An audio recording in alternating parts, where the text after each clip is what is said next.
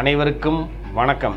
திருப்பூர்லேருந்து எஸ் தியாகராஜன். சரிங்க, இன்றைக்கி நம்ம பார்க்க இருக்கும் தலைப்பு வருமானத்தை பற்றி. சரி, வருமானம் எப்படி இருந்தால் நமக்கு வரும் அப்படின்னு கேட்டிங்கன்னா, வருமானத்துக்கு அதிபதி இரண்டாம் அதிபதி. நம்ம லக்ன ரீதியாக யார் இரண்டாம் அதிபதியாக இருக்கிறாங்களோ அவங்க. அதே மாதிரி காலபூசனுக்கு இரண்டாம் அதிபதியான சுக்கரன். இந்த ரெண்டு பேர் தான் நமக்கு வருமானம் தரக்கூடியவங்க. லக்னத்தில் சுக்கரன் இருந்தாலும், லக்ன ரீதியாக இரண்டாம் அதிபதி லக்னத்தில் இருந்தாலும் உங்களுக்கு என்ன கேட்டிங்கன்னா, வருமானம் தேடி வரும்.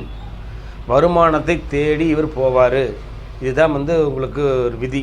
வருமானம் தேடி இப்படி இருந்தும் எனக்கு வருமானம் வரல அப்படின்னா பாவகிரகங்கள் பார்த்துருக்கோம்.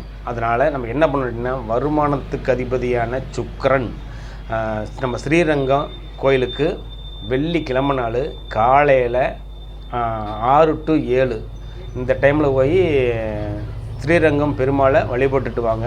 கண்டிப்பாக சொல்கிறேன், உங்களுக்கு வருமானம் கன்ஃபார்மாக கிடைக்கும். இது எந்த மாற்றம் கிடையாது. இது காலபூச தத்துவத்தின் ரீதியாக. இதே சுயஜாதக ரீதியாக எந்த கிரகம் அப்படின்னு பார்த்துட்டு அதனுடைய கோயிலுக்கு போயிட்டு வந்தாலும் உங்களுக்கு வருமானம் தேடி வரும்.